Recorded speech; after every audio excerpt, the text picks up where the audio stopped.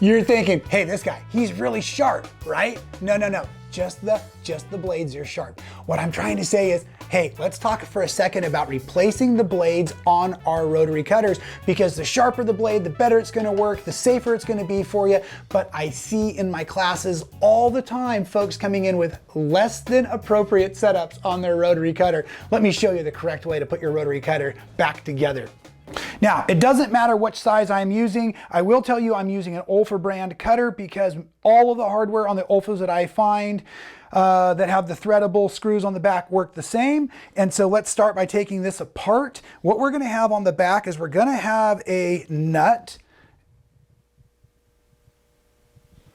And this nut just threads. I'm loosening it by turning it to the left. And be aware when it comes off, there is a bit of a recess inside of it. That recess came off of the screw on purpose. Okay, there's a wave washer that comes off. This wave washer has a bit of a wave to it, right? And I like it to wave at me as I'm assembling the cutter. Then the rest of the hardware is going to pop open. And let's first start by talking about this piece right here. This piece right here is intended to put pressure back against the blade while you're cutting. So you want this on the outside of the blade. A lot of times I find it's easiest to start by putting the big post down.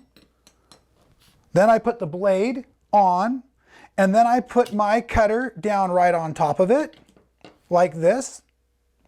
Then I'm going to go ahead and note also that in here there is a rectangular cutout on that post that the wave washer is going to recess onto, so it doesn't spin around while I am going to now go ahead and put on the nut.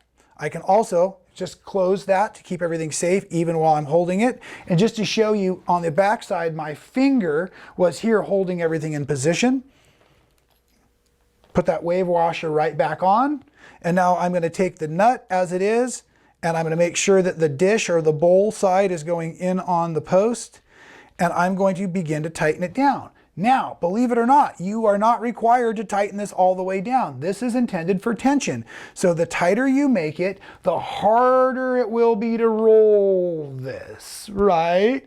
And the looser you make it, the faster it'll go racing right across your table. So I want you to set your cutter accurately and safely with appropriate tension. So after I've got the blade on there, then I start to adjust this nut back here just slightly so that when I'm cutting it, it travels smoothly across my mat and up against the ruler so I can cut the layers of fabric I am in cutting, regardless if I'm using my big 60 for the lot of layers or I'm using like my small little 14 for my single layer freestyle cutting. The hardware on almost every rotary cutter I've ever met works the same with that wave washer and the nut and the post all coming together just like that. I hope that helps some of you. I know I've certainly helped some of you in person do that. Oh, I know there's one last point, and I'm gonna blame it on us men, because every time it's the ladies in my class say, oh, but my husband just changed the blade. Be careful, every now and again, you'll get blades that are oiled to keep them from rusting in their packages. So you'll get two on a cutter. And so if you're ever cutting and you get these weird shreds of thread about 5 or 6 cuts after a fresh blade, please check to make sure that you only put one new blade on your rotary cutter while you were busy making it fun.